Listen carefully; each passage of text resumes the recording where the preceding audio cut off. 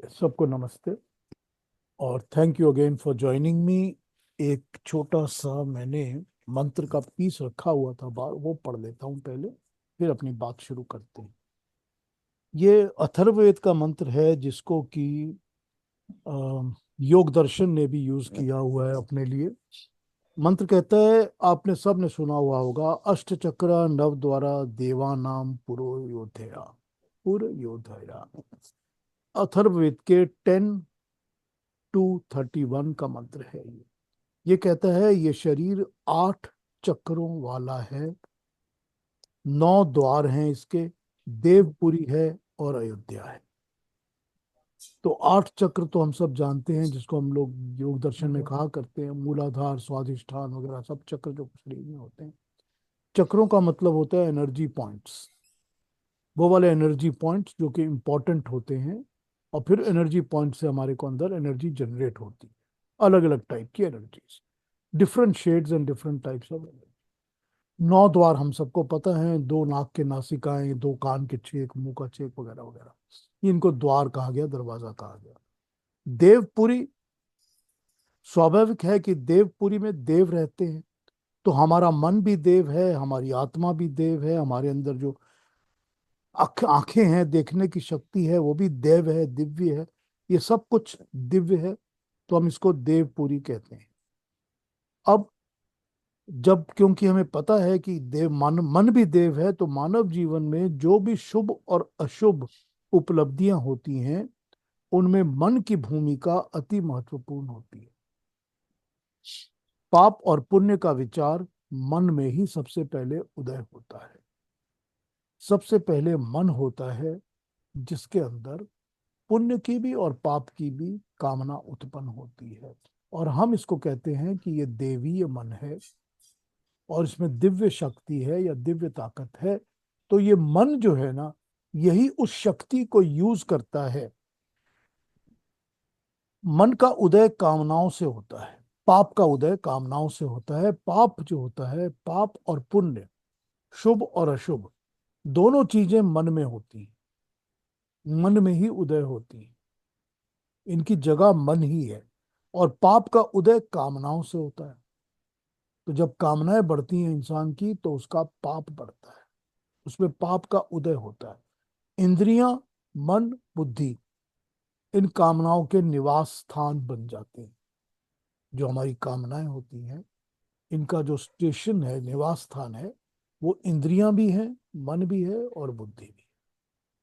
और उसी हिसाब से फिर जब कोई चलने लगता है, तो वो पाप कर्म में या शुभ कर्म में जुड़ जाता है।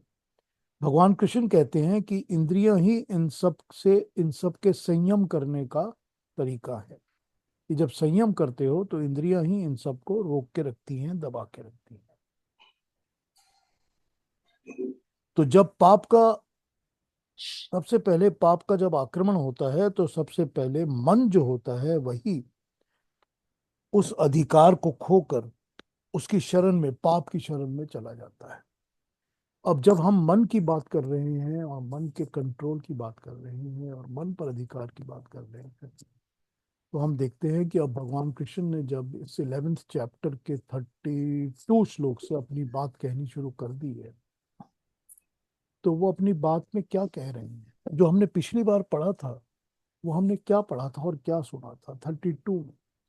वो कह रहे थे कि तू हो या तू ना हो, तो भी ये सेनाओं में जो योद्धागण खड़े हैं, ये सब बच के रहने वाले नहीं हैं। और ये मेरी प्रवृत्ति, इसमें प्रवृत्ति की बात हुई थी 32वें श्लोक में। तो ये मेरी प्रवृत्ति की बात कर रहे हो, ये प्रवृत्ति मेरी क्या है, इस पर ही बात की ना उन्होंने। तो हमने ये देखा कि जो ईश्वर को अभी तक, जो हमने इसमें गीता के इस चैप्टर में देखा है अभी तक, जो भी अर्जुन कह रहा है कि मुझको ये दिख रहा है आपका स्वरूप, मैं आपको ऐसे देख रहा हूं, यही वो अलग अलग अलग अलग अलग अलग बातें बोलता जा रहा है। बहुत सारे पॉइंट उसने बता दिए, ये भी दिख रहा है, वो भी दिख रहा है, ऐसा भी दिख रहा है, वैसा भी दिख रहा है। तो जो भी वो दिख रहा है, जो भी उसको दिख रहा है, बता रहा है, वो जो भी बातें, वो दोनों बातें परमात्मा के दोनों स्वरूपों का रिप्रेजेंटेशन करती हैं। वो ये भी बताती हैं कि ईश्वर क्रिएटर है ईश्वर सस्टेनर है और ईश्वर जो है वो डिस्ट्रॉयर भी है। यही बात है जो भगवान कृष्ण यहाँ बता रहे हैं कि तू मेरा रूप और स्वरूप देखना चाहता है, तुम परमात्मा का, ईश्वर का रूप या स्वरूप देखना चाहते हो, तो उसका एक पहलू, एक रुख तो ये है कि मैं क्रिएटर हूँ, मैं सुख भी देता हूँ, मैं अच्छा भी करता हूँ, मैं सब कुछ भला करता हूँ, सारे संसार को बनाता हूँ, इतनी खूबसूरती से सब कुछ करता हूँ। लेकिन उसका एक दूसरा पहलू और दूसरा रुख भी तो है कि मैं डिस्ट्रॉय भी तो मैं ही करता हूँ ना। वो डिस्ट्रॉय मैं क्यों करता हूँ? क्योंकि मैं ही तो हूं जो पाप के लिए या किसी भी कर्म के लिए कुर्ते कर्म पहनने। फल, कि मैं ही तो हूं जो किसी भी पाप और किसी भी कर्म के लिए कर्म फल मैं ही देता हूं ना। तो जब कर्म फल मैं ही दे रहा हूं तो फल तो फिर मैं ही दूंगा, अच्छा भी दूंगा और बुरा भी दूंगा, मैं ही दूंगा। और फिर हमने देखा कि इस श्लोक पे हमने एक बात की, कार्य और कारण के रिलेशनशिप की, जिसको हम कॉज और इफेक्ट कहते हैं, कि कोई भी चीज ऐसी होती नहीं है जिसका कोई कारण नहीं होता। कुछ भी ऐसा नहीं होता। बारिश तब होती है जब बारिश बारिश का कारण होता है। हमको पता चलता है कि बादल आएंगे तो बारिश होगी। बादल कैसे आएंगे? बादल तब आएंगे जब नीचे से भाप उठेगी। जब पानियों की भाप उठेगी, ऊपर पानी जाके बैठेगा, तो बादल बनेंगे। जब बादल बनेंगे और बहेंगे तो फिर जहां पर उनको लो प्रेशर दिखेगा वहां पर वो बरस जाएंगे। हमको पता है हर चीज कारण से होती, बिना कारण के कुछ नहीं होता। तो ये जो कारण कार्य का संबंध है इस सृष्टि का, परमात्मा के बनाए हुए नियम का, इनको हम रित कहते हैं। ये कार्य कारण का जो नियम है ये भी एक रित है परमात्मा का, लॉ ऑफ द नेचर। तो हर चीज कारण और कार्य से होती है। तो अगर इंसान ने, किसी मनुष्य ने, किसी भी मनुष्य ने अपने लिए इस तरह के कारण इकट्ठे खड़े कर दिए हैं कि उसको तो कष्ट मिलेगा ही मिलेगा, कि उसको तो अपने कर्म के फलों में प्रॉब्लम्स मिलेंगी ही मिलेंगी। तो अगर वो अपने कार्य से इस तरह के कारण को इकट्ठा करता है तो ये लॉ ऑफ द नेचर है कि उसको उसका रिजल्ट मिलेगा ही मिलेगा। ये हो ही नहीं सकता कि नहीं मिलेगा। अब यही जो लॉ है नेचर का, इसको हमने भगवत गीता में पढ़ा है, इसको मॉडर्न साइंटिस्ट अलग अलग लैंग्वेज में बताते हैं हमारे को कि ये फिजिक्स का रूल है, ये ऐसा है वैसा है जो भी है। मगर है तो वही बात ना। हमको तो तब, हमने तब पढ़ ली है जब सृष्टि के बाकी लोगों को पढ़ना भी नहीं आता था। तो हमको पता है ये कार्य कारण का लॉ है जो बड़ा ही अटूट लॉ है। और उसी तरह ये लॉ की परमात्मा के दोनों पहलू हैं, इधर भी और उधर भी। बड़ा अटूट लॉ है ये। तो इसको भी समझ के चलना पड़ता है हमको कि जो क्रिएटर है वो डिस्ट्रॉयर भी है। और वो क्रिएटर अगर सुख देता है तो दुख और प्रॉब्लम्स भी तो वही देता है ना। तो वही देने वाला तो वही है ना। हर एक चीज को देने वाला वही है। ये तो हो नहीं सकता कि हम कहेंगे कि तू, जो परमात्मा है उसका बड़ा अच्छा स्वरूप है, वो बहुत सुंदर है, सब कुछ अच्छा है, लेकिन जो दूसरा है वो कोई और शैतान है, कहीं और बैठा है। ऐसा तो नहीं ना हो सकता।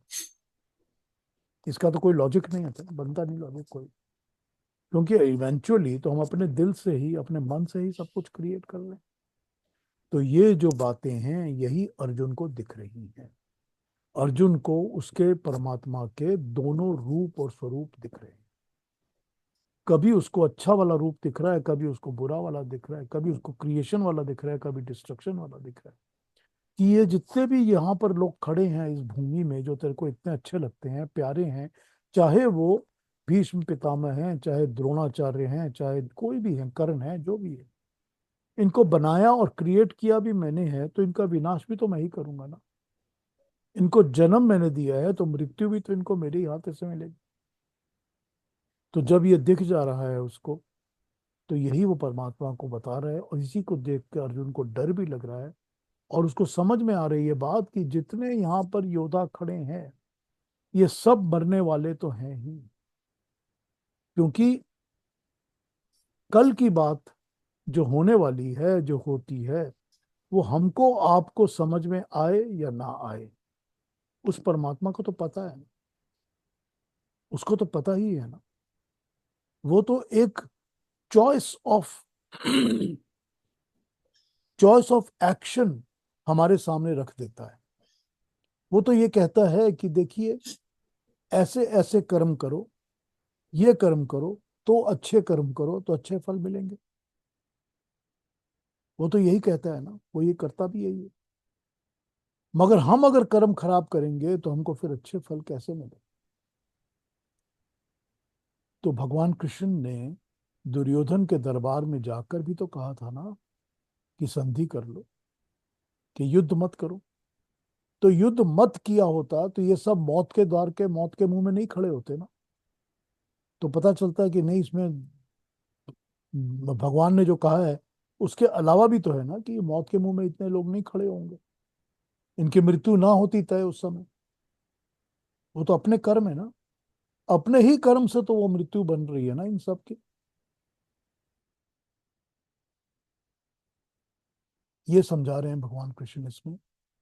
और यही हमको समझना पड़ेगा जब हम इन लेसन्स को पढ़ते हैं और देखते हैं। तो हमने 32 तक देखा था लास्ट टाइम। तो एक 33 पढ़कर उस पर भी बात करता हूँ, फिर एक एक करके थोड़ा आगे बढ़ूंगा जब तक कि कोई नोट्स पढ़ने वाले नहीं होंगे, तब फिर एक साथ पढ़ लिया करूंगा। अभी हर एक श्लोक के साथ साथ कोई ना कोई बड़े बड़े नोट्स मिल रहे हैं, तो पीयूष उनको जी, पढ़ लेते हैं। हाँ बताइए अरुणा जी। एक सवाल था मेरे मन में, क्या पूछ सकती हूँ? हाँ हाँ बिल्कुल अरुणा जी, हमेशा। यहाँ पे जो भगवान श्री कृष्ण ने एक वर्ड यूज किया है, मैं काल हूँ, कालोस्मि। तो काल। ये जो काल वर्ड है ना, ये जो कंसेप्ट है, तो मेरे मन में इतने दिनों से काल यानी समय ऐसे ही था। लेकिन यहाँ पे मुझे थोड़ा फर्क, और इसके साथ साथ मराठी में, हमारी लैंग्वेज में एक, क्या बोल सकते हैं, ऐसे बोला जाता है कि काल आया था लेकिन समय नहीं आया था। यानी ऐसी घटना हो जाती है कि उसका मृत्यु होने ही वाला था लेकिन वो छूट गया, एस्केप हो गया उससे। तो ऐसे समय हमें, हम मराठी में बोलते हैं उसका काल आया था लेकिन वेळ नहीं आई थी, समय। तो काल और समय, यहाँ पे कुछ फर्क दिखाई देता है क्या? काल ये ऐसा कॉन्सेप्ट है कि ऐसे मेरे सामने अभी आने लगा है कि ऐसा कोई बड़ा मशीन होगा और हम हेल्पलेस है उसके सामने, उसके अंदर जो गया वो गया, ऐसे कुछ है? ये मैं जानना चाहती हूँ। देखिए अरुणा जी, हमको ये समझना पड़ेगा कि जो कोलोquial हमारी लैंग्वेज है ना, उस लैंग्वेज में हम इसको अलग अलग तरह से यूज करते हैं। अब लैंग्वेज में हम काल शब्द को जब यूज करते हैं तो उसके लिए हम दोनों बातें यूज करते हैं, कि सवेरे का काल, प्रातः काल, सायकाल। इस तरह हम काल बताते हैं कि टाइम कौन सा है, समय कौन सा है, कि ये कैसा समय है। ठीक है। और हम ये भी यूज करते हैं कि जिसका अंत आ गया हो, जिसका खत्म हो गया हो टाइम, तो हम कहते हैं कि वो काल के मुंह में चला गया। दोनों चीजें हम यूज करते हैं कोलोकोल लैंग्वेज में। लेकिन लैंग्वेज अगर आप इसको बैक ट्रैक करके समझने की कोशिश करेंगे तो काल का मतलब तो टाइम ही होता है। करेक्ट। काल का मतलब टाइम होता है। तो वो वाला काल जो कि किसी के लिए भी कोई काल की कॉन्सेप्ट है, टाइम की, आप ये कह सकते हैं कि एक्सटेंडेड या एक्सपेंसिव टाइम की कॉन्सेप्ट, कि अब आप छोटे छोटे टाइम की बात छोड़ दे, 2:12 या 5:06, तो 6:06 का काल हो गया, या 2 मिनट 22 मिनट का काल हो गया, ये तो हम बोलते नहीं ना कभी भी। इस तरह तो यूज होता नहीं। तो काल के कॉन्सेप्ट को आप थोड़ा एक्सपेंस करके बड़े की उस पर ले जाइए, कि ये बहुत बड़ी एक्सपेंसिव जो कॉन्सेप्ट है टाइम का, वो काल है। तो काल क्या है? काल तो वो है कि जो शुरू से ही स्टार्ट होता है और अपने हिसाब से चलता रहता है। उस काल की सीमा में ही सभी कुछ बंधा रहता है। कैसे बंधा रहता है? वो यूं बंधा रहता है कि काल के ही नियम के हिसाब से हमारे पास एक वर्ष होगा या एक साल होगा। काल के नियम के हिसाब से ही हमारे पास 10 साल होंगे। उसी नियम के हिसाब से हमारे पास एक युग होगा, या हमारे पास 4 युग होंगे। या 4 युग के बाद आप कहेंगे कि सारी की सारी क्रिएशन को हमने 1000 चतुर्युगी में बांटा हुआ है, तो 1000 चतुर्युग भी तो एक काल है ना, टाइम का, टाइम की कैलकुलेशन है ना काल। तो काल की कैलकुलेशन में तो सभी कुछ बधा हुआ है। तो जब यहां पर वो यूज करते हैं वर्ड, या हम यूज करते हैं वर्ड और कहते हैं भगवान कृष्ण की काल हूं मैं सब लोकों का। करेक्ट।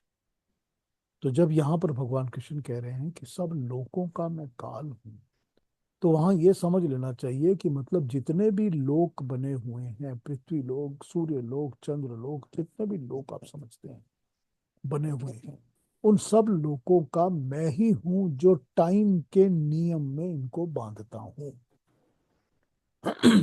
कि काल ही है जो टाइम के नियम में इन सब को बांधता है। कैसे बांधता है? बांधता यूं है कि हमको ये पता है कि जो पृथ्वी लोक है वो इतने इतने सालों से चलेगा, इतने साल चला है, इतने साल और आगे चलेगा, इसके बाद नहीं चलेगा, भस्म हो जाएगा, खराब हो जाएगा, खत्म हो जाएगा। तो वो एक टाइम का फ्रेम में बंध गया ना वो। हमको पता है कि अगर सूरज उठता है, निकलता है, तो हमको काल के हिसाब से वो दिन के टाइम पे भी दिखता है और रात के टाइम पे नहीं दिखता है, फिर सुबह हो जाती है, फिर शाम। ये एक काल का नियम है ना, टाइम का एक नियम है। ये सारी चीजें जिसका जिसका जो भी नियम बंधा हुआ है ना, चाहे वो किसी भी लोक में हो, वो सारे नियमों का बंधन काल उनके ऊपर डालता है, टाइम फ्रेम उनके ऊपर डालता है। हम्म।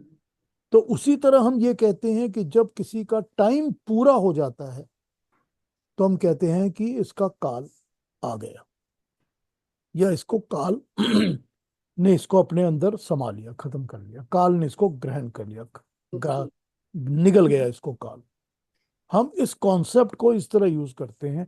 अब वो पंजाबी में एक कहावत होती है, मतलब कहते हैं हम बातें, पंजाबी में कहते हैं कि नहीं जी आदमी पूरा हो गया। ठीक।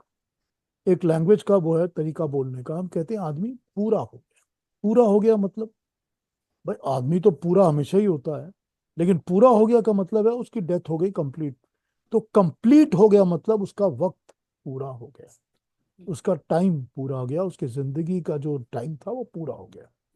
तो हम इस कॉन्सेप्ट को इस तरह यूज करते हैं। तो काल की एप्लीकेशन जब हम नॉर्मली करते हैं तो दोनों तरह से करते हैं। टाइम एक्सपेंसिव टाइम के हिसाब से तो करते ही हैं, पर किसी का टाइम खत्म हो गया तो हम कहते हैं कि ये काल के मुंह पे चला गया। अब आपने जो एग्जाम्पल यूज किया उसमें यह कहा जा सकता है कि काल तो आया था पर समय नहीं आया। हम्म। तो दोनों एक ही बात है ना। अब वो ये भी कह सकता है उसका समय आ तो गया था पर समय हुआ नहीं रियली। ये भी नहीं पीयूष जी, जैसे हम कहते हैं कि अंत काल उसका आ गया है, लेकिन उसका समय नहीं था अभी। हाँ, तो वही बात है ना। अगर देखिए, अगर एक्चुअली में अंतकाल आया होता तो समय भी आ गया होता ना। बिल्कुल। वो यही बात है ना कि अंतकाल इसका मतलब नहीं तो आया वो तो पर। वो क्या डिफरेंस है कि अंतकाल तो आया था लेकिन समय नहीं आया था? नहीं, ये तो हमारे बोलने का एक वे ऑफ एक्सप्रेशन है ओके ना ओके, उसका। हाँ हाँ हाँ। हम तो इसको इस तरह एक्सप्रेस करते हैं ना, जी जी। He would have died but he survived. Right. हम वो कहते हैं ना इसको। हाँ। तो हम इसको उसके अगर, उतने पल शेष रहे होंगे। नहीं, हम तो ये लिंग्विस्टिकली इसको इस तरह। लिंग्विस्टिकली बोल देंगे, एक हम, अलंकार भाषा हाँ में। बिल्कुल, हम ये- लैंग्वेज इस तरह की बोलते हैं ना कि भाई इसका जी। वक्त तो आ गया था लेकिन मौत नहीं आई। बहुत नहीं। तो उसका हम्म। मतलब क्या है? मतलब यही है कि भाई हमको लगा था कि जैसे he is not going to survive, but he survived. Right right. तो उस चीज को हम एक्सप्रेस करते हैं काल और जी समय जी इस कॉन्सेप्ट के साथ। अपनी लैंग्वेज लिंग्विस्टिकली हम ऐसे एक्सप्रेस करते हैं उसको, जी। ताकि बहुत हमको बहुत अच्छी तरह से आपने समझाया, बहुत हमको अच्छा। हमको समझ भी इसी तरह की बातें आती है ना, सब हम बातें इसी तरह किया करते हैं तभी जी हमको जी समझ में आता है। तो ये इसका हमको समझना यहाँ पर यही पड़ेगा। जी। है, काल का मतलब वही है। अब हाँ ये देखिए जो काल है ना, इसे इसकी बहुत बहुत ही डिटेल्ड में हमारे शास्त्रों में, दर्शनों में और भी इस किस्म की जो सब लिटरेचर है, इसमें बहुत ज़्यादा चर्चा होती है, बहुत बातें होती है। तो कई बार तो ये भी पढ़ने में आता है कि कई लोग ये लिखते हैं कि परमात्मा भी तो फिर काल के नियम में बंधा हुआ है ना। परमात्मा भी तो काल के नियम में बंधा हुआ है ना। हालांकि काल का नियम अगर परमात्मा ने ही बनाया है, तो उसको बनाने के बाद वो उसके नियम में बंद कैसे जाता है? अब देखिए कितना डिफिकल्ट है इसका जवाब ढूंढना। ये तो सच है कि नियम तो परमात्मा ने ही बनाए हुए हैं, काल के नियम में भी परमात्मा नहीं बनाए हुए हैं। लेकिन ये समझना कि परमात्मा उसमें बंधा हुआ है बड़ा गलत कॉन्सेप्ट होगा, क्योंकि परमात्मा तो अपने हर नियम में बंधा हुआ है। जो नियम परमात्मा बनाता है वो नियम में परमात्मा बंधा है। वो अपने नियम को कभी चेंज ही नहीं करता, वो अपने रूल्स और लॉज को कभी चेंज करता ही नहीं है। और वो ही हमारे को ये नियम जितने भी हैं वो अपनी वेद वाणी के थ्रू हमको ज्ञान की तरह बांट देता है ना। हमको तो तभी पता चलते हैं ना सारे, नहीं तो हमको पता कैसे चलेंगे। तो ये जितने नियम वो हमको बांट के देता है, ये सारे नियम वो नियम है जिनमें परमात्मा कहा जा सकता है कि वो अपने नियमों के अनुसार ही कर्म करता है, अपने बनाए नियमों के अनुसार ही। अब इसकी आर्ग्यूमेंट स्पेशली जो वेदांती लोग हैं ना, वेदांत को फॉलो करते हैं ज्यादा, वो करते हैं और कहते हैं कि देखिए आप अगर कहते हो कि 4 बिलियन 320 मिलियन ईयर्स की ये क्रिएशन है और 4 बिलियन 320 मिलियन ईयर्स की ही डिस्ट्रक्शन का टाइम है, काल मतलब प्रलय का टाइम है, और फिर उसके बाद फिर से क्रिएशन बनती है, फिर क्रिएशन खत्म भी उसी टाइप से होती है, फिर उतने साल तक ये क्रिएशन नहीं रहती है, फिर बनती है। तो इसका मतलब क्या है? इसका मतलब यह है कि वो जो पीरियड ऑफ टाइम फिक्स्ड है, उस पीरियड ऑफ टाइम में ही तो परमात्मा बंधा हुआ है ना, उसको उसी में काम करना पड़ता है ना। लेकिन यहाँ पर बात यह है कि परमात्मा उसमें बंधा है या परमात्मा ने एक नियम बना लिया है कि ये नियम बना लो और इसके ऊपर काम करो तो ठीक काम होता रहेगा। दोनों कॉन्सेप्ट्स को आपको समझना पड़ेगा कि आप इसको किस तरह पकड़ के समझना चाहते हो। क्योंकि इवेंचुअली तो जितने भी नियम हैं, अब ये 404 बिलियन 320 मिलियन ईयर्स की तो बात हमने कर ली। अब उसकी दूसरी बात कर ली है ना कि हर साल में जो 4 या 6 ऋतुएं आती हैं कि ठंड आएगी, उसके बाद ये आएगा, उसके बाद गर्मी आएगी, उसके बाद वर्षा आएगी, तो बारिश के बाद फिर ठंड आए, ये जो नियम है ना एक बंधा हुआ दुनिया में, फिर आप कहेंगे परमात्मा उस नियम के अंदर बंधा हुआ है, प्रकृति उस नियम के अंदर बंधी हुई है। तो ये नियम क्यों बंध गए हैं? नियम इसलिए बंध गई है क्योंकि अर्थ की जो टिल्ट है, वो टिल्ट कभी ऐसे होती है, कभी ऐसे टिल्ट होती है, तो उससे मौसम बदलने लग जाते हैं। तो फिर आप कहेंगे कि भगवान उस परमात्मा उस टिल्ट के नियम के अंदर बंधा हुआ है। अब ये यहाँ पर समझने की बात यही होती है कि परमात्मा नियमों में बंधा हुआ नहीं है, परमात्मा नियम बनाने वाला है। और वो नियम बनाता ही इसीलिए है ताकि उस सुविधा के हिसाब से हमारे सामने एक प्लानर खड़ा हो जाता है। हम दुनिया के जितने जिंदगी जीने वाले लोग हैं, हम उस प्लानर के हिसाब से प्लानिंग करके अपना काम कर सकते। ये नियम बने ही इसीलिए हैं कि जो भी मनुष्य उस नियम को फॉलो करता है, उसके ऊपर वो अच्छी तरह काम, अपना जिंदगी अच्छी तरह बिता सकता है, अच्छी तरह काम कर सकता है। कि जो मनुष्य खेती बाड़ी करता है उसको पता है कि ये नियम है, इस समय मैं बीज डालूंगा, इस समय मैं उसको काटूंगा, इस समय फसल को ये करूंगा, उसके बाद ये इस समय करूंगा। उसका एक नियम है, वो नियम के हिसाब से अपनी जिंदगी चलाता है तो उसको सुविधा होती है। तो ये कहना कि परमात्मा नियम में या काल में बंधा हुआ है, इट्स अ वेरी, क्या कहा जाए उसको, it's a wrong statement to say like that. क्योंकि परमात्मा जो नियम, अब देखिए देखिए, आप और हम किसी कंपनी में काम करते हैं या हम किसी कंपनी के बॉस हैं। अब आपने एक अपने बिजनेस खोल लिया, आप एक कंपनी के बॉस हैं, आप बॉस हैं, आप काम कर रहे हैं। अब आप बॉस हो के अगर कोई लॉज डिफाइन करते हैं कि हमारी कंपनी में सब सुबह 9 बजे आएंगे, लंच ब्रेक होगा 12 बजे, 1 बजे वापस काम पर आएंगे, 4:30 बजे घंटी बजेगी, सब चले जाएंगे, इवनिंग ड्यूटी किसी की नहीं होगी, सिक्योरिटी सिस्टम ऐसा होगा, ये कोड लगेगा, इसके बिना आप अंदर नहीं आ सकेंगे, ये नियम बना रहे हैं ना। अब आप ही अगर उस नियम पे नहीं चलेंगे तो कैसे काम चलेगा? आपको भी तो उस नियम को फॉलो करना पड़ेगा ना, तभी तो एग्जाम्पल सेट होगा, तभी तो ठीक चलेगा ना। तो फिर आप ये तो नहीं कह सकते कि आप नियम के गुलाम हो गए। ये कॉन्सेप्ट है हमारे यहाँ पर जो शास्त्रों में इसको डिस्कशन में लाया जाता है काल के बारे में, स्पेशली क्रिएशन के पीरियड के काल के बारे में, कि जब भी 4 बिलियन 320 मिलियन ईयर्स पूरे होंगे तो प्रलय शुरू हो जाएगा, फिर वो भी 4 बिलियन 320 मिलियन ईयर्स का होगा, फिर ये दोबारा क्रिएशन बननी शुरू होगी, फिर इसकी यही पीरियड होगी। तो ये परमात्मा काल के नियम में बंधा हुआ है। तो परमात्मा काल के नियम में नहीं बंधा हुआ, परमात्मा काल के नियमों को बनाता है। बनाता है, इम्पोज करता है, चलाता है। क्यों? ताकि हमारी सुविधा हो, हम उस चीज को समझ सकें, हम उसका फायदा ले सकें। ये है सारा का सारा इसके पीछे कॉन्सेप्ट। सॉरी, मैं थोड़ा डाइग्रेस कर गया। नहीं, अच्छा है पीयूष जी। क्योंकि आपको कहीं ना कहीं ये बातें पढ़ने को मिलेंगी, सुनने को मिलेंगी।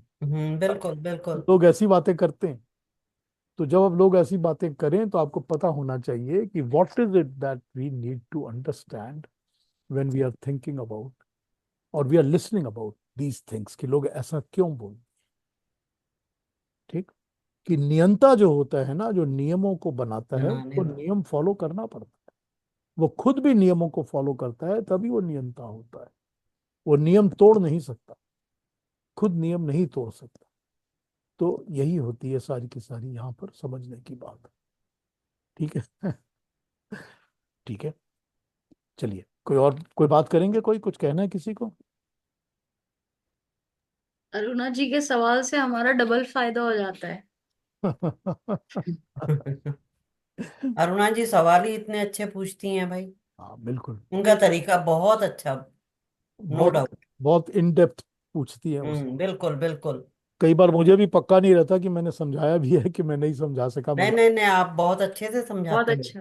नहीं, बहुत अच्छी और तरह। और एक्चुअली ये सवाल पूछने से पहले मेरे मन में आया था कि ऐसा तो नहीं होगा कि क्या पूछ रही हूं मैं, काल और समय, ये क्या।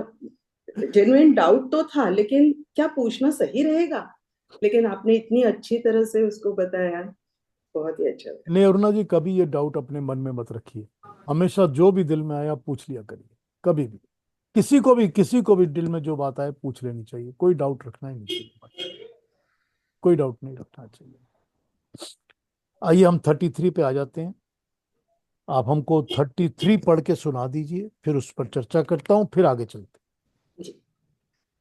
तस्मात् त्वमुत्तिष्ठ, यशो लभस्व, जित्वा शत्रून् भुङ्क्ष्व राज्यं समृद्धम्।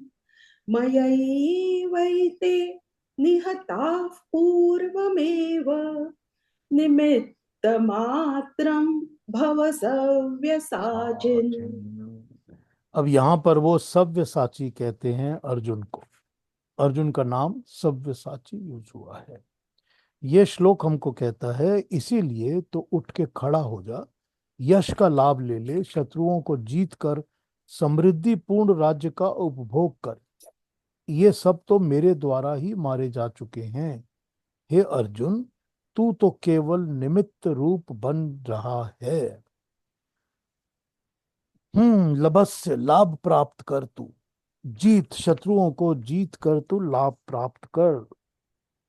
और धन धान्य से संपन्न होकर राज्य को पूरी तरह कर। तू केवल निमित्त मात्र है, ये तो पहले ही मारे जा चुके हैं। अब इसके ऊपर एक एक्सप्लेनेशन पढ़ के सुनाता हूं, फिर दूसरी ट्रांसलेशन पे आ जाता हूं। निमित्त रूप बन जा, इसका मतलब क्या है? निमित्त रूप बन जा। जीवन का अनुभव हमें बताता है कि हम समझते हैं हमारे हाथ में बहुत कुछ है। कई लोग समझते हैं उनके हाथ में सब कुछ है। किंतु ऐसे क्षण आते हैं जब हमें तत्व रूप में ये भान हो जाता है, ये समझ में आ जाता है कि हमारे हाथ में कुछ भी नहीं है। सब कुछ उस परमात्मा के ही हाथ में है। जिस बात के विषय में हम समझते हैं कि ये हमारे हाथ में था, वो भी उसी के हाथ में था। हम केवल उसके निमित्त बन के काम कर रहे होते हैं।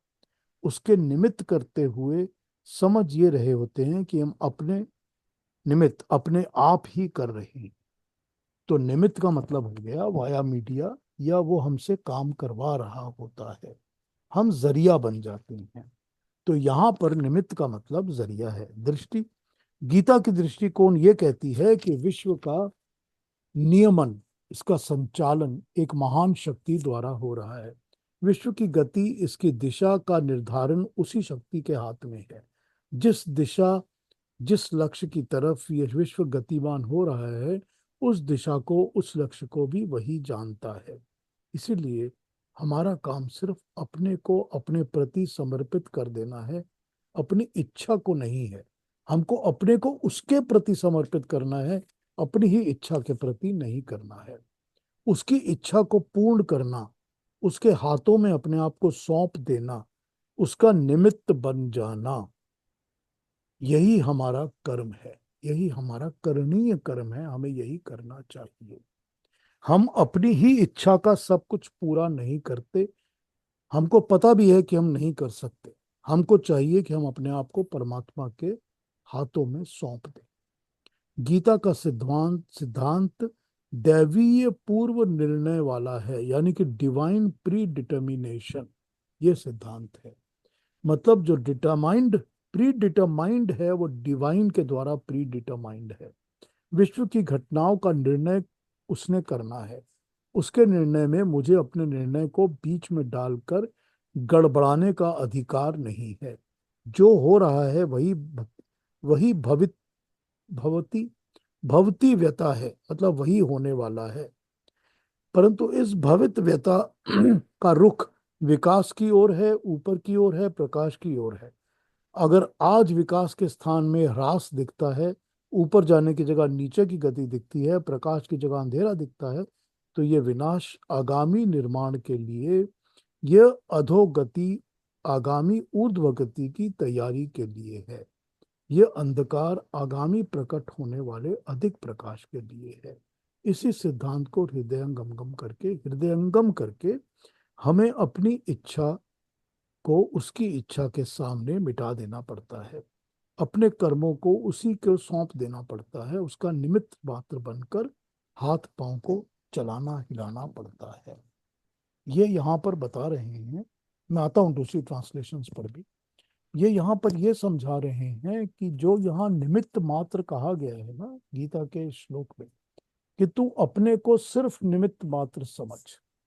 उन्होंने अर्जुन को यही कहा कि तू कर्म कर, तू उठ, युद्ध कर, अपने ऊपर ये क्रेडिट ले ले कि तू युद्ध कर रहा है, तूने इन शत्रुओं को मारा है, तो उसके लाभ ले रहा है, तुझको फायदा होगा, तुझको राज्य मिलेगा, तुझको समृद्धि मिलेगी।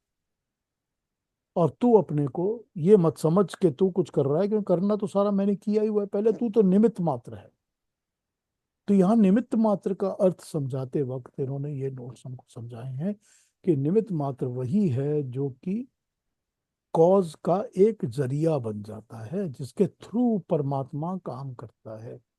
अब हमको ये पता होना चाहिए कि या तो हम परमात्मा के अनुरूप, जैसा वो चाहता है उसके हिसाब से, उस रूप से, उस अनुरूप कर्म कर सकते हैं, उसी हिसाब से हम कर्म कर सकते हैं।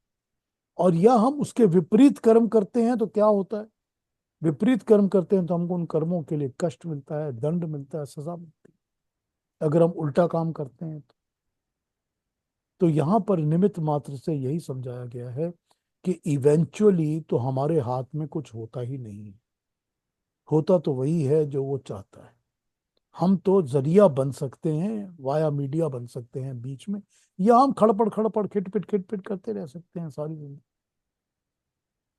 कि हम इसमें भी प्रॉब्लम कर रहे हैं, उसमें प्रॉब्लम कर रहे हैं, तो सारी जिंदगी प्रॉब्लम करते करते हमारी जिंदगी खत्म हो जाएगी। या हम बड़े स्मूथली, जैसा वो चाहता है उसी हिसाब से चलेंगे, आगे बढ़ेंगे उसके हिसाब से।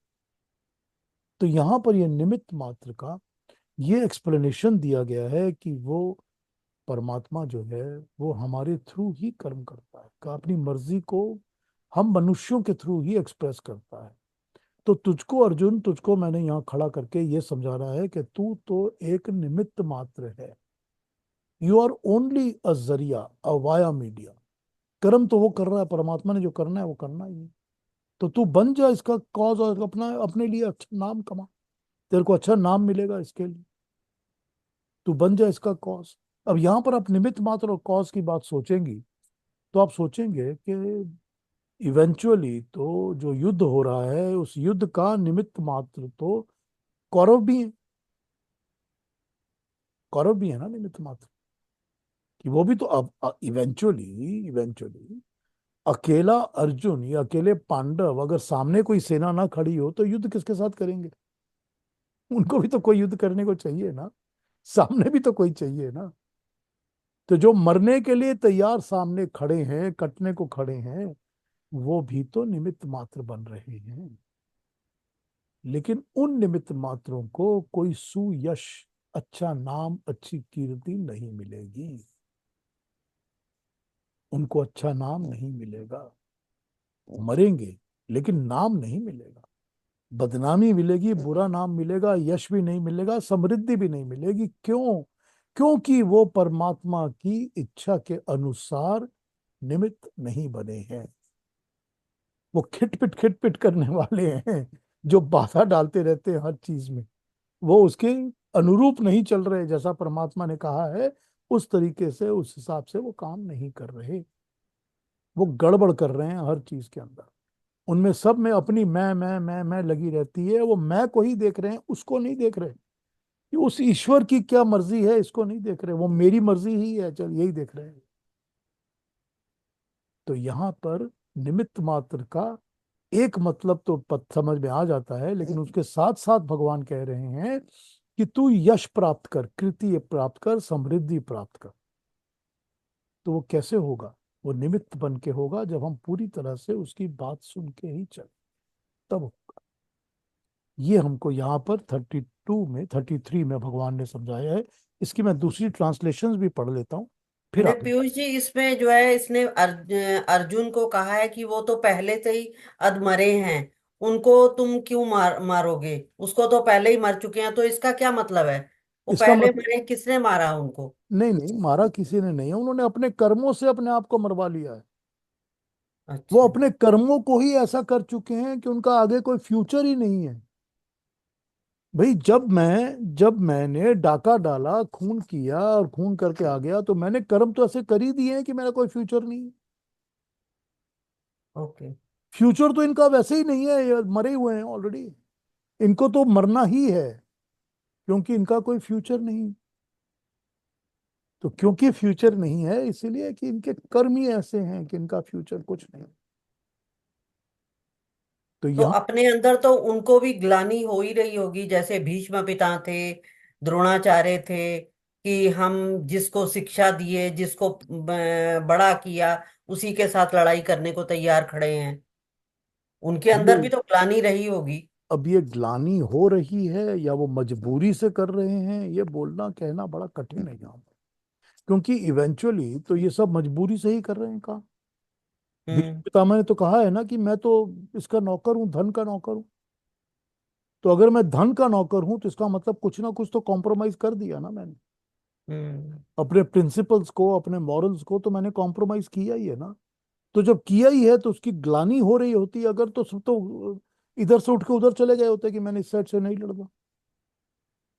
इसलिए ग्लानी वो ग्लानी नहीं, हो रही है कि नहीं है, ये बात बिल्कुल समझने की वो है। लालच था उनका मतलब। लोभ और लालच तो है ही है ना। जहां लालच आएगा वहां पर बाकी चीजें तो मर जाएंगी। मॉरल तो मर जाएगा ना। लालच ही तो है ना जो इंसान को बुरे कर्म करवाता है। तब तो उसकी मॉरल और उसकी अच्छाई तो मर जाती है। तो ग्लानी किस बात की होगी? ग्लानी तो है ही नहीं। ग्लानी होती तो वो करते ही नहीं ये काम।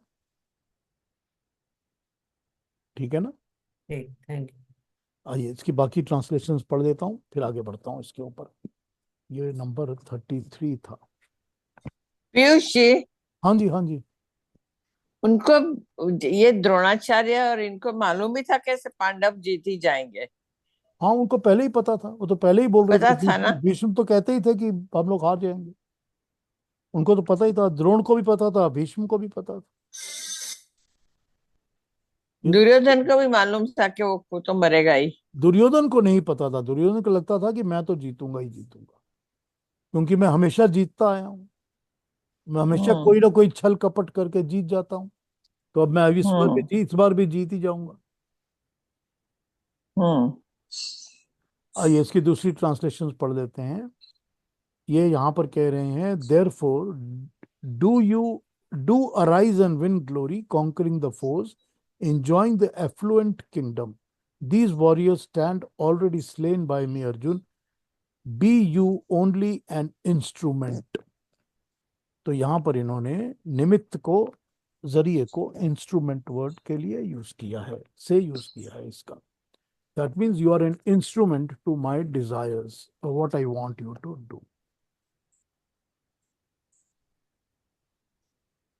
अन्याय का पक्ष लेने के कारण अन्याय का पक्ष लेने के कारण अर्जुन ये पहले ही सब मरे हुए हैं। तू तो अब इनके मारने का निमित्त मात्र बन जा। इसलिए उठ, क्षत्रिय धर्म का पालन कर, यश को लूट और शत्रुओं को मारकर समृद्ध राज्य का न्याय अनुमोदित उपयोग कर।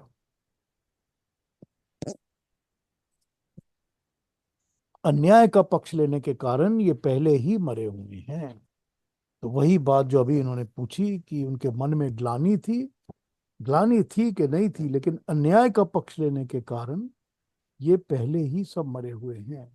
इसीलिए उठ और यश को प्राप्त कर, शत्रुओं को जीत कर धन धान्य संपन्न राज का भोग कर।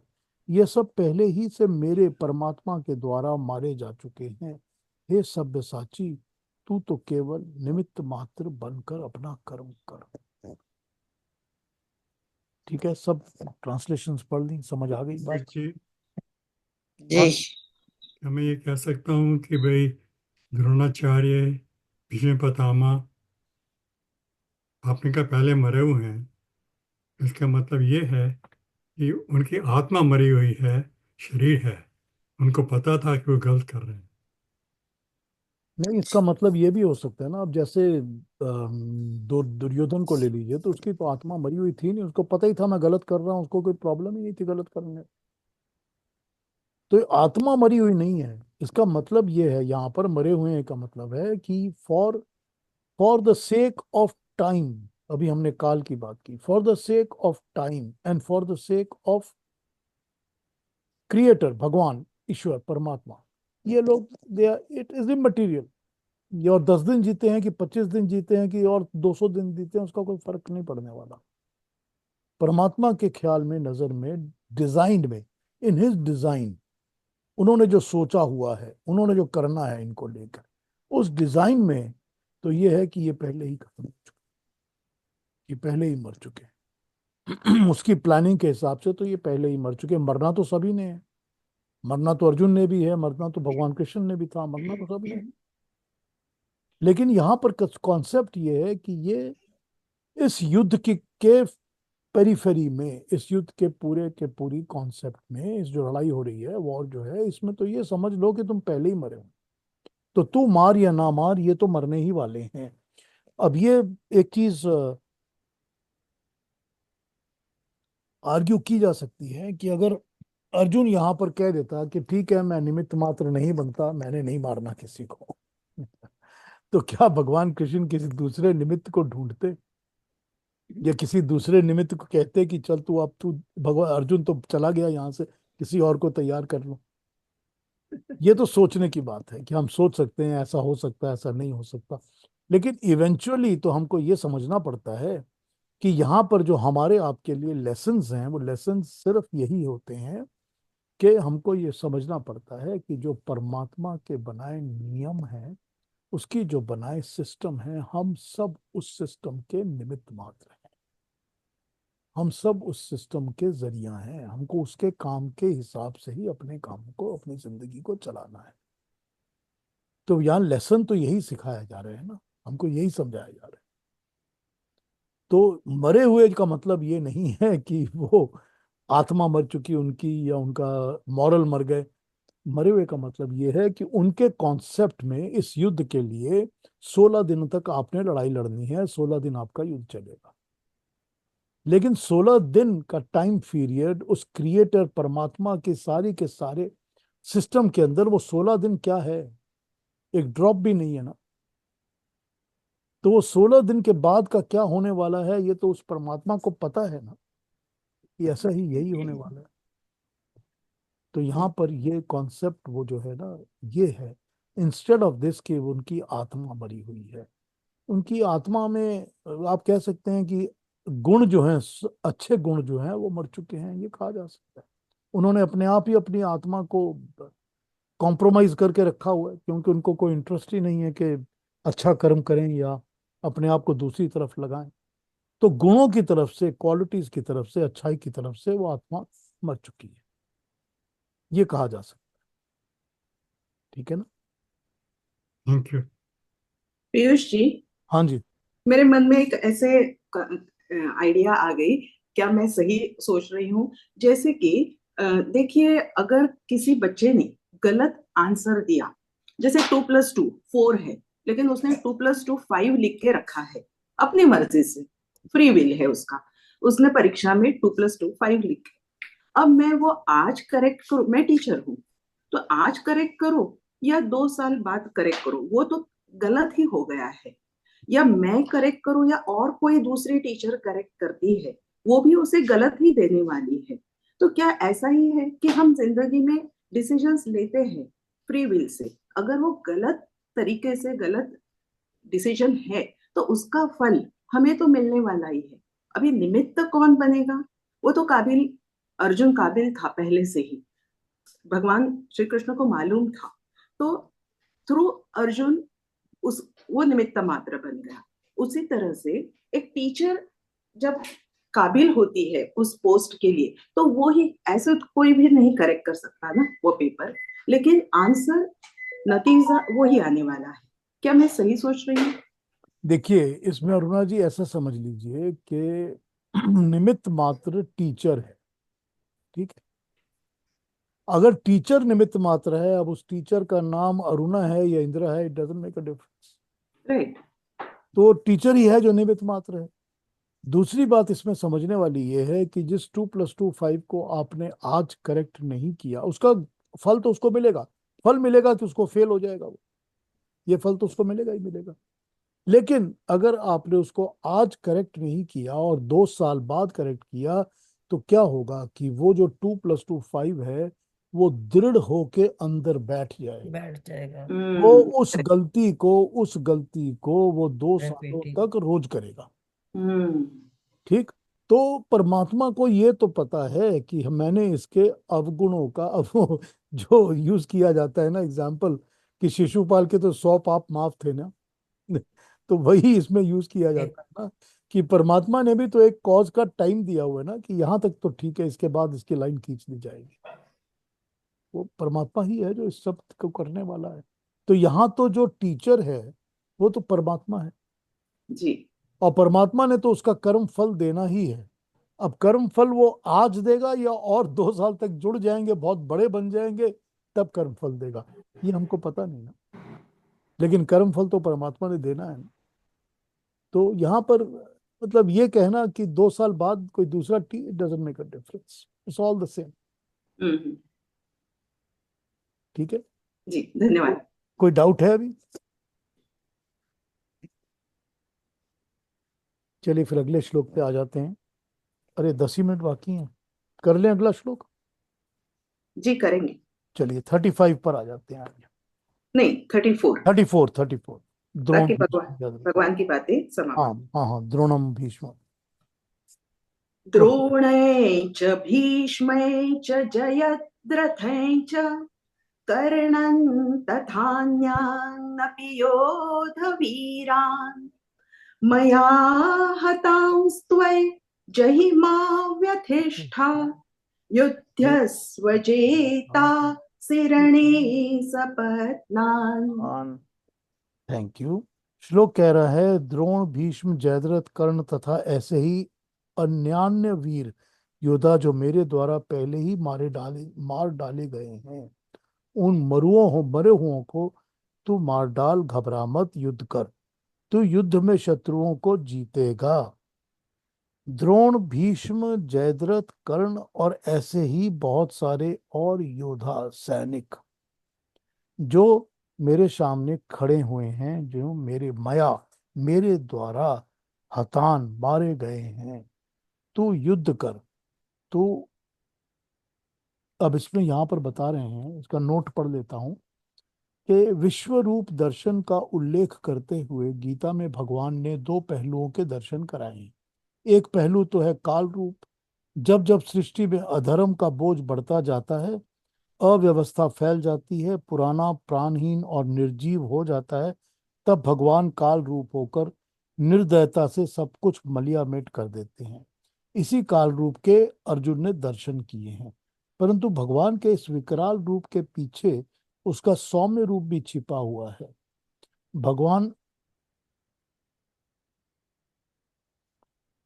विनाश के लिए विनाश नहीं करता, निर्माण के लिए करता है। संसार में उपद्रव होते हैं, विद्रोह होते हैं, युद्ध होते हैं, रक्तपात होता है, परंतु जो शक्तियां इस विध्वंसक प्रवृत्ति में जुटी रहती हैं, उनका लक्ष्य एक नवीन व्यवस्था, एक नया समाज निर्माण करने का होता है। तो भगवान कृष्ण भी इस विध्वंसक रूप के पीछे सर्वजनात्मक रूप अखंड बना रखते हैं। अब गीता का आगे उल्लेख हम इस तरह से ही पढ़ेंगे। खैर, ये आगे के लिए है। फॉर द पास्ट वाला जो था वो 34, उसको एक बार ट्रांसलेशन को पढ़ लेता हूं।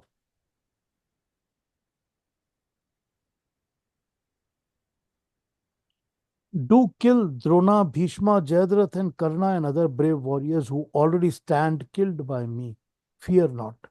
Fight and you will surely conquer the enemies in the war.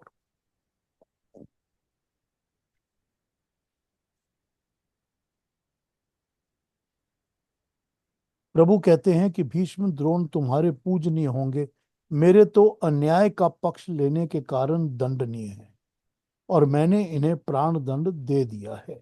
इसीलिए भीष्म, द्रोण, जयद्रथ और अन्य वीर जिन पर मेरे मृत्यु दंड की मोहर लग चुकी है, उन्हें तू मार डाल, इसमें घबरा मत।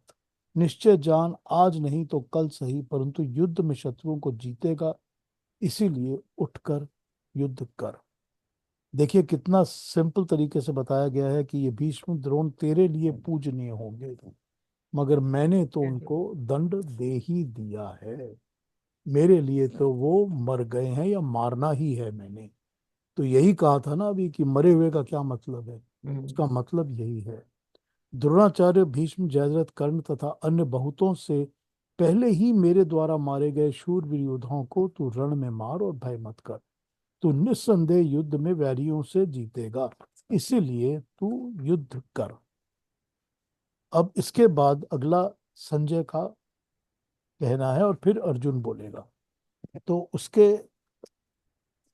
उसको हम कल पिकअप कर लेंगे। अब आज हमको ये समझ लेना चाहिए कि जो कॉन्सेप्ट्स इन्होंने हमको समझाए हैं अभी तक, जो बताया है इन्होंने अभी तक हमारे को, भगवान कृष्ण या जो बता रहे हैं अपने इन कॉन्सेप्ट के थ्रू हमको, वो यही बता रहे हैं हमको कि मेरे लिए, for for the sake of destiny जिसको कहते हैं, प्रारब्ध जिसको कहते हैं, या जो होने वाली घटनाएं होती हैं, उनके लिए तो ये घटनाएं घटी, समझो तुम घटी चुकी हैं, हमारी आंखों के सामने थोड़े दिनों के बाद आने वाली। परमात्मा के लिए तो ये हो ही चुकी हैं, ऐसा ही समझो। तो ये तो वही है ना कॉन्सेप्ट, उसी कॉन्सेप्ट पर ही तो हम आगे समझ रहे हैं ना इस पूरी बात को। तो हमको समझने के लिए यही समझना पड़ेगा कि जो अन्याय करते हैं, जो गलत काम करते हैं, जो पाप करते हैं, उनका पाप का फल, कर्म का फल तो बद गया ना, रेडी हो गया ना, रेडी तो हो गया ना। कब मिलेगा या किसके थ्रू मिलेगा, ये दूसरी बात है।